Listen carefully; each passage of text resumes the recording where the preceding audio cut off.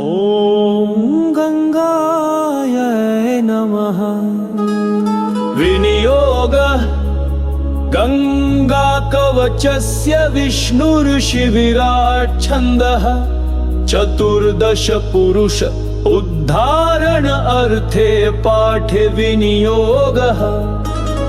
ॐ द्रव्यरूपा महाभागा स्नाने च तर्पणेऽपि च अभिषेके पूजने च पातु मां शुक्लरूपिणी। विष्णुपाद प्रसूतासि वैष्णवी नामधारिणी। पाहि मां सर्वतो रक्षे गंगा त्रिपथगामिनी। मंदाकिनी सदा पातु देहान्ते स्वर्गवल्लभा। अलकनन्दा च वामभागे पृथिव्यां यातु तिष्ठति।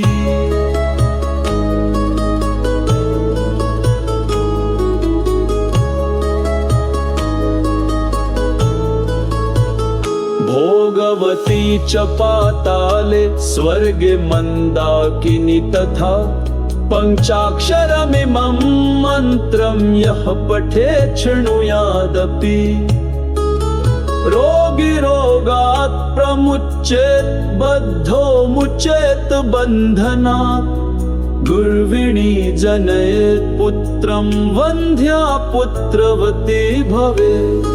गंगा स्मरण मात्रेण निष्पापो जायते नरः। यः पठेत् गृहमध्ये तु गंगा स्नान फलं लभेत्। स्नानकाले पठेद्यस्तु शतकोटिफलं लभेत्। यः पठेत् प्रयतो भक्त्या मुक्तः कोटिकुलैः सह।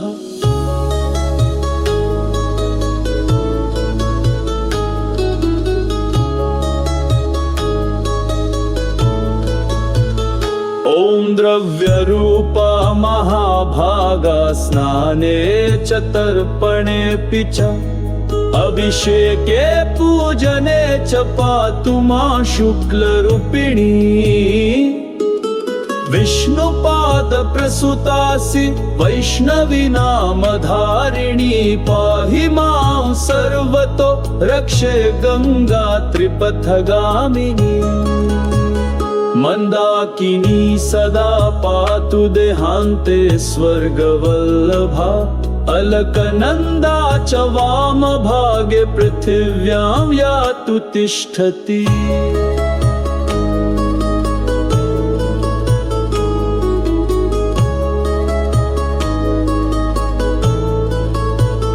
भोगवती च पाताले स्वर्गे मंदाकिनी तथा।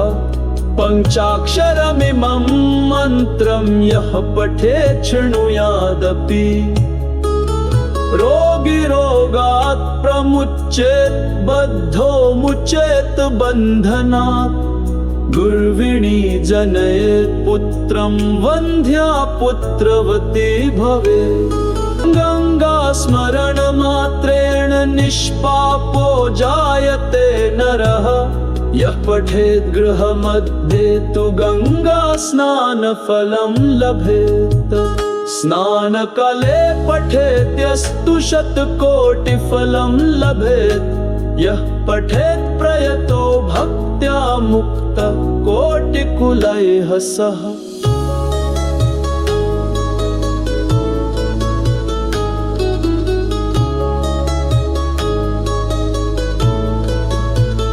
ॐ द्रव्यरूपा महाभागा स्नाने च तर्पणेऽपि च अभिषेके पूजने च पातु मां शुक्लरूपिणी।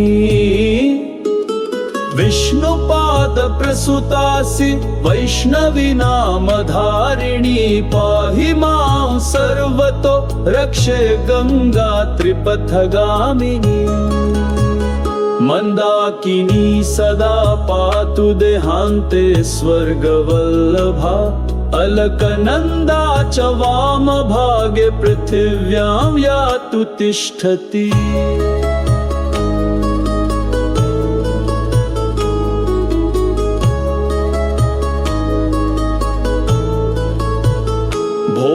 भोगवती च पाताले स्वर्गे मन्दाकिनी तथा पञ्चाक्षरमिमं मन्त्रं यः पठेत् शृणुयादपि रोगी रोगात् प्रमुच्येत् बद्धो मुच्येत् बन्धनात् गुर्विणी जनयेत् पुत्रं वन्ध्या पुत्रवती भवेत् गंगा स्मरण मात्रेण निष्पापो जायते नरः यः पठेत् गृहमध्ये तु गंगा स्नान फलं लभेत् स्नानकाले पठेत्यस्तु शतकोटिफलं लभेत् यः पठेत् प्रयतो भक्त्या मुक्तः कोटिकुलैः सह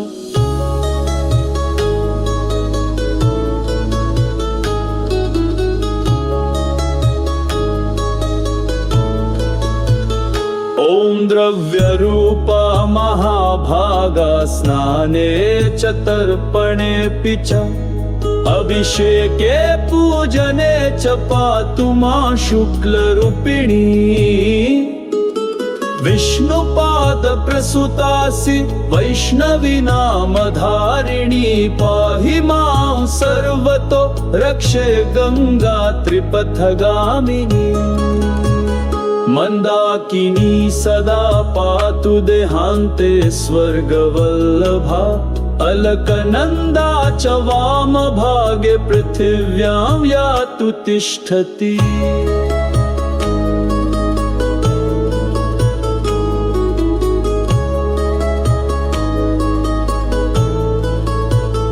भोगवती च पाताले स्वर्गे मन्दाकिनी तथा पञ्चाक्षरमिमं मन्त्रं यः पठेत् शृणुयादपि रोगी रोगात् प्रमुच्येत् बद्धो मुच्येत् बन्धनात् गुर्विणी जनयेत् पुत्रं वन्ध्या पुत्रवती भवेत् गंगा स्मरण मात्रेण निष्पापो जायते नरः यः पठेत् गृहमध्ये तु गंगा स्नान फलं लभेत् स्नानकाले पठेत्यस्तु शतकोटिफलं लभेत् यः पठेत् प्रयतो भक्त्या मुक्तः कोटिकुलैः सह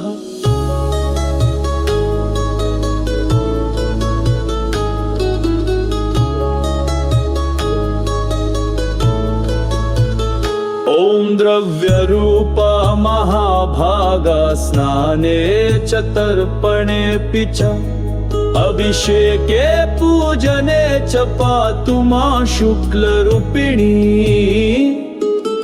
विष्णुपादप्रसुतासि वैष्णवी नामधारिणी पाहि मां सर्वतो रक्षे गंगा त्रिपथगामिनी मंदाकिनी सदा पातु देहान्ते स्वर्गवल्लभा अलकनन्दा च वामभागे पृथिव्यां यातु तिष्ठति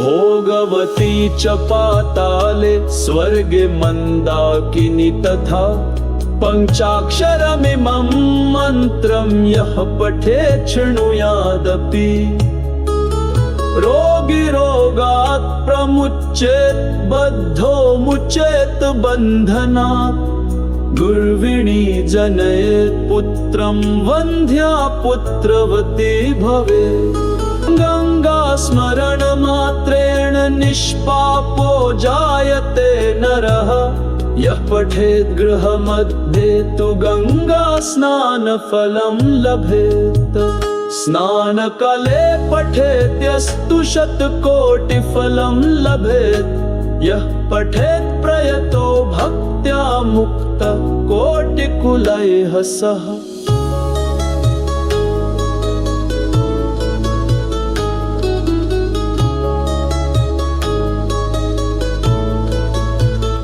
इति श्री विष्णुयामले शिव पार्वती संवादे गङ्गा कवचं सम्पूर्णम्